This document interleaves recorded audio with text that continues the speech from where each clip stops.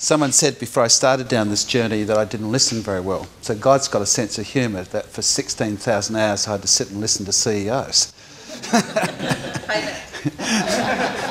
But I learnt one very fundamental thing, that when a wise person asks a question, half the answer's in the question.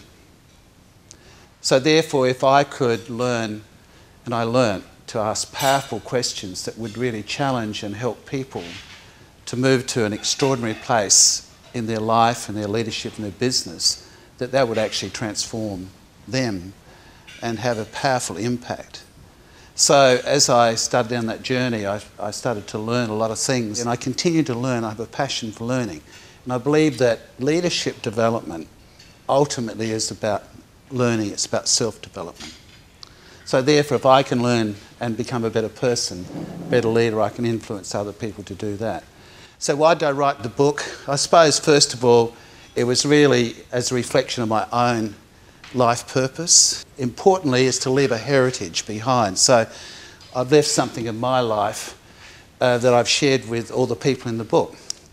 And I think the second reason related to that is also to document the lives of some great Australian CEOs. And I think the other reason is also the power that you can have through mentoring and coaching and working with people.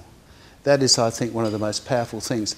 So what is mentoring? It's helping people to have a great vision of extraordinary things and put their foot in the future, and through being in the future that they can actually achieve great things for their lives, become more than they are.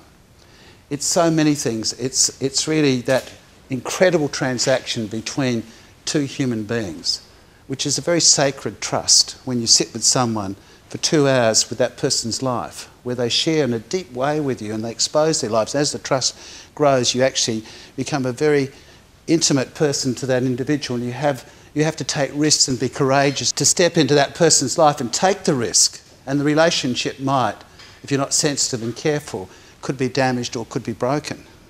To do that, and it's based on literature, it's based on training. It's not just like having a cup of coffee with a friend. It's a very intentional process with great accountability and helping people to grow and to challenge and have that carefrontation, that tough love, that keeping people's feet to the fire. And, you know, sometimes to see people really very vulnerable and share the vulnerabilities. All of us have masks until you come to a place where you can trust another human being, where you take that mask off, really share it as you truly are. And that's a very, very wonderful place to be, in that place of vulnerability. And, you know, there's very few places where you're safe to do that today, isn't there?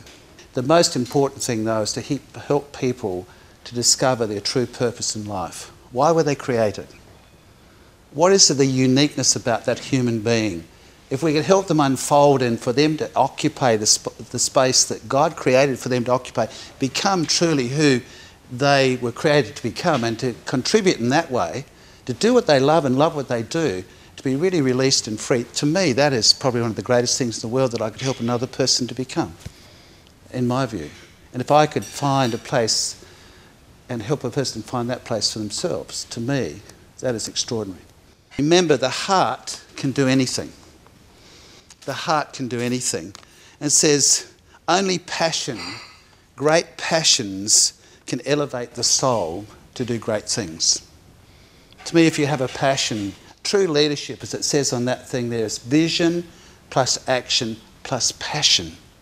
To have a true vision of yourself, to take massive action, and to really do that with great passion, to implement what you know and to do it. But also, not only that, to have a sense not just being a human doing, but also being a being, a human being. In the essence, that's the true essence, to be. And I think the other and last thing too, if you don't know what your passion is, to realise the one reason for your existence on earth is to find it. Isn't it? Really. To discover that truly. Then you, and I suppose, as I say here, God calls you to the place where your deep gladness and the world's deep hunger can meet. Because then you'll always be in a place where you'll be able to share and do things. Because you'll be needed. And lastly, there's no grander sight in the world than that of a person fired with a great purpose and also dominated by an unwavering aim. So I trust that that's true of my life, and for the people that I work with, that it will continue to be true. And I want to thank each of the people in the book because in many ways you've been my great teachers. I've learnt so much from each of you. It's been a great joy and a great pleasure. And I wish I could have put everyone up here tonight because there's so many stories about every life that is just so precious. So I thank all of you. Thank you for...